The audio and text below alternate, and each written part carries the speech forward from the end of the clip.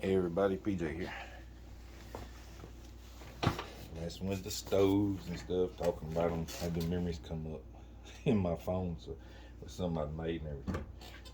And I got my thing. I'm gonna show how you light the MSR Whisperlite International.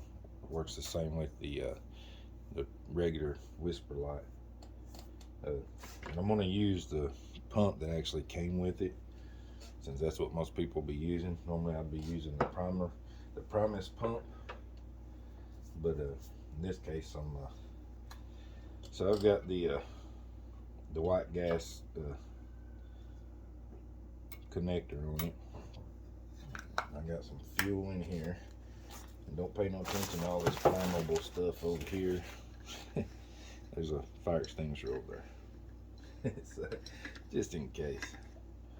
But say you're out in the field, you put this in here like that. Hopefully you can see what I'm doing. I'd say most people do. They get the instructions and it tells you how to do this. But sometimes a visual demonstration is a little bit better. But, so I've got my fuel in there. I'm gonna make sure that the valves turn all the way off, and I'm gonna pump this thing. I'm not gonna pump it a lot because I don't want to have to depressurize it much. So we'll try that just to see. With this one, then you take this, and I got the dogs wanting in, but you'll take and slide that hole onto that right there, and this comes over and locks on there like that. So what I'm gonna do is I'll lay that down, and it's a little flexible, but sometimes that little tube can be a little finicky. So if you can lift like one end up or something, or sit it up higher or something like that, but I won't bend it too much. But so I've got it pressurized just a little. Next thing I'm gonna do is I'm gonna open up this valve really slow, and this little bowl that's down on the bottom right here, I'm gonna put just a little bit of fuel down in there, because what it'll end up doing is I'm gonna light that, and then this copper tubing up here, it'll heat that up. Once it gets to a point where that starts getting heated up, then you got to open this up just a little bit, because what it'll do is it'll start vaporizing the fuel in the tube down in here, and then it'll start, creating a jet. So just to start with, and I'm gonna watch real careful because you can't hardly see it sometimes. So I'll start opening up that valve really slow. You'll see the fuel start coming up off of the top of this jet inside of here. You can see the top of the jet right there. You probably can't see it, but it's in the bottom of that big hole right there. So we're gonna watch real careful, and we'll see it.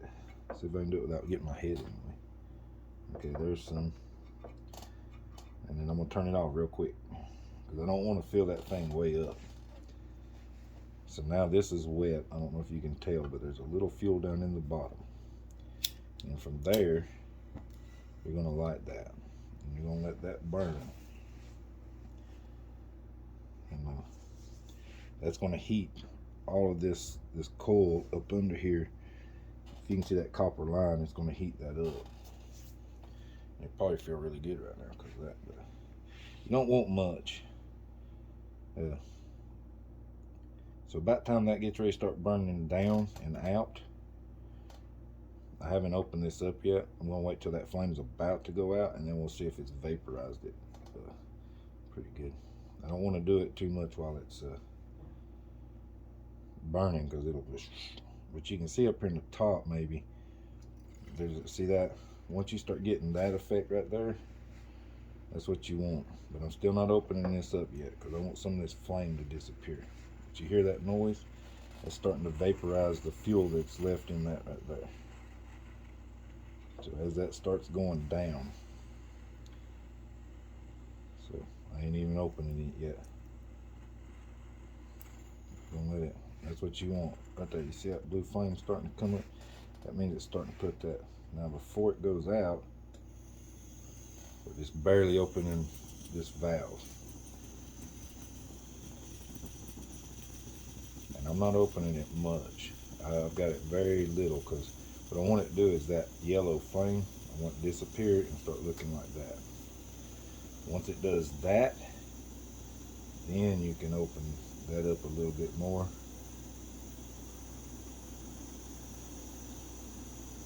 And based on how much pressure you have, dictate how strong the flame gets.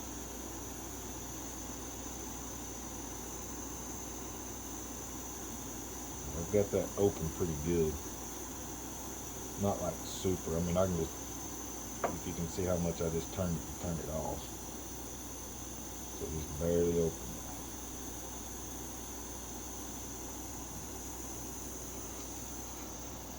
And I don't know if you can see this thing right here, this little metal lip that's around it's getting really red. This is a really good stove. Warm up my hand, it's a little cold out here.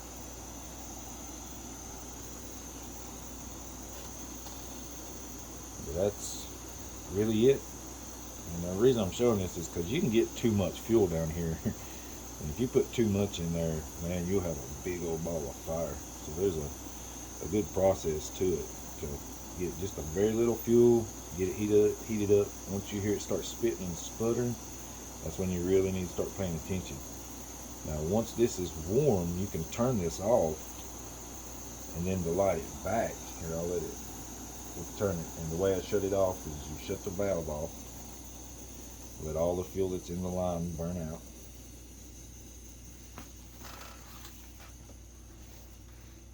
So we'll let it go all the way out.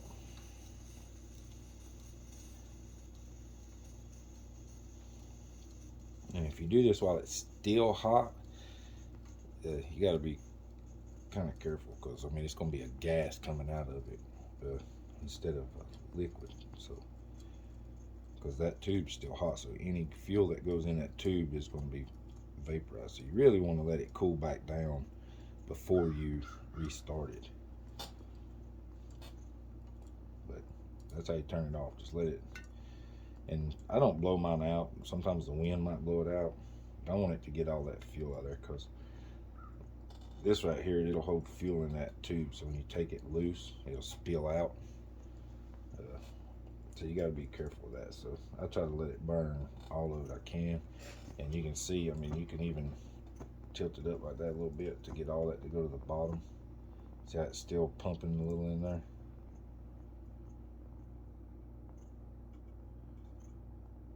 So it's a little bit more involved in these, but for cold weather or long cooks, these are ideal for those. And you can see how much fuel. I mean, it's still got a little flame in there.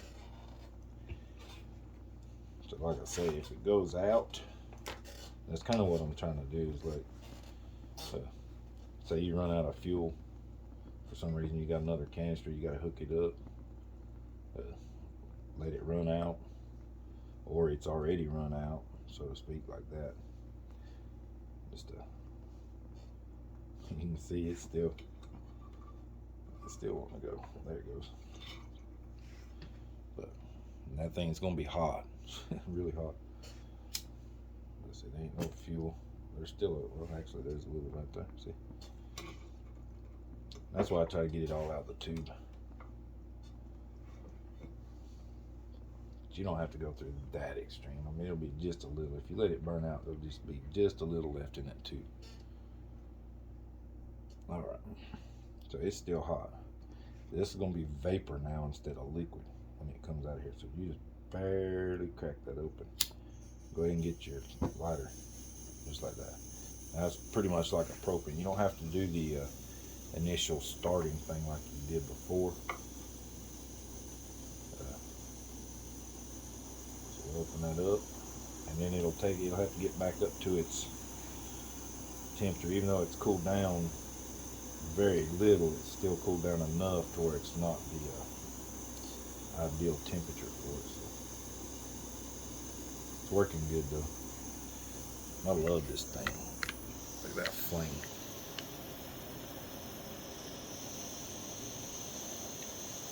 So pretty. Yeah. Like I said earlier, I might be a kind of a pyro, but we'll shut that valve off and let it go through that process again, and we'll see if anything comes out of the tube once I let it burn.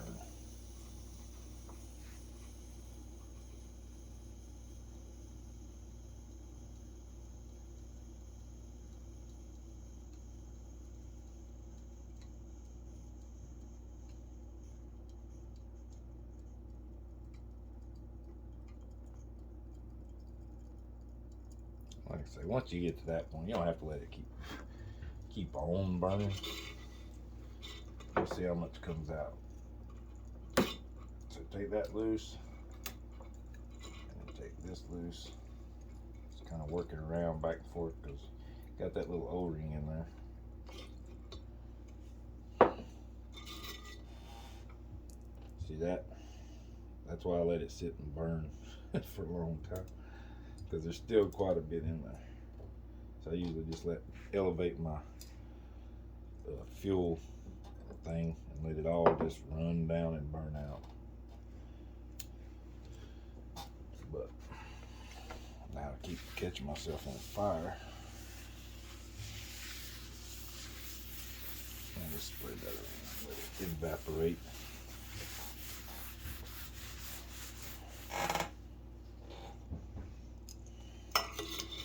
And that's it. And maintenance on these, you can see that soot that the white gas uses, leaves on it. You know, every once in a while you just got to clean that off. Every once in a while you got to clean your little jet, take it out, take this bowl off, clean your jet out, and maintenance it. And they come with a little kit to do all that with. But that's with that pump there. My favorite is still the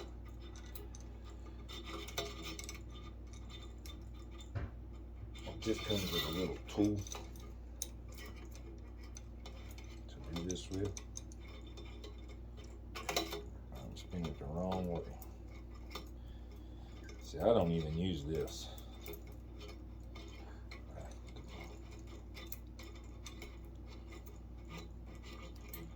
I use the Promise pump, and you've seen that in other videos, and then just the canister one, and it works just fine. This is the one that stays on mine. So that way you don't have to switch these. See how much of a pain. If you wanted to go back and forth in the field with this, from one to the other, you've got to do this right here every time. So the little extra money I spent on that pump, and see like this, to depressurize this, make sure ain't no flames around. You can leave it pressurized while you're at camp, but to get the pressure out of it, you just slowly open. You hear it.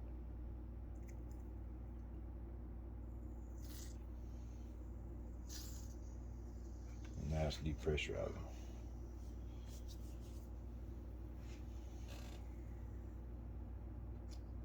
And once you hear it's done, you just take that off.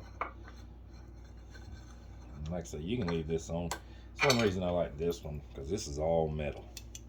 This is all plastic. You shove that in your pack, you got to worry about breaking that off.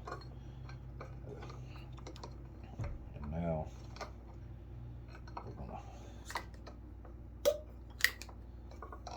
try to empty that tube out a little down inside there, and put the lid back on it.